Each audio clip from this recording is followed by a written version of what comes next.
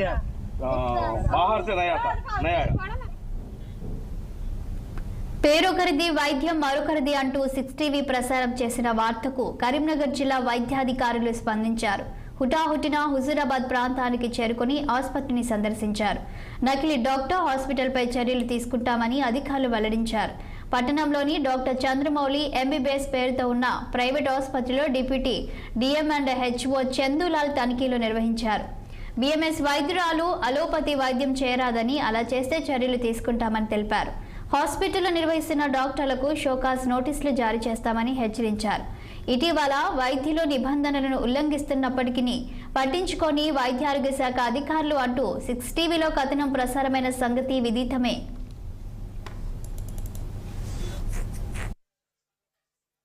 ఈరోజు మనకు 2 days back ఒక టీవీలో మనం ఒక అడ్వర్స్ ఈవెంట్ లాగా ఒకటి నకిలీ డాక్టర్ వైద్యం అని చెప్పేసి మన హుజూరాబాద్ పట్టణంలో ఒక చంద్రమౌళి అనే హాస్పిటల్ దాంట్లో నకిలీ వైద్యులు అని చెప్పేసి వచ్చి బిఎంఎస్ డాక్టర్ అని ఈరోజు మనం ఆకస్మిక తనిఖీ చేయడం జరిగింది.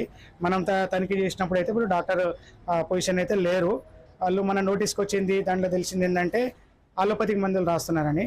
బిఎంఎస్ డాక్టర్లు ఎట్టి పరిస్థితుల్లో వాళ్ళు ఆలోపతిక్ మందులు రాయడానికి లేదు.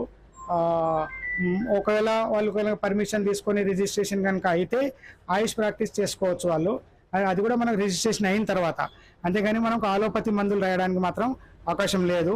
ఇది మనకు నోటీస్కి వచ్చింది కాబట్టి దీని మీద మనం సగమరిగా మనం ఎంక్వైరీ చేయించి దాని మీద కంపల్సరీగా మేము అట్లాంటి నోటీస్కి వచ్చి ఏదైనా ఉంటే మాత్రం కంపల్సరీ షోకాజ్ నోటీస్ లాగా మేము కంపల్సరీ వాళ్ళకు ఇవ్వడం జరుగుతుంది కంపల్సరీగా. ఈరోజు మనకు 2 డేస్ భద్రాద్రి జిల్లా కొత్తగూడెంలో స్వయం సహాయక సంఘం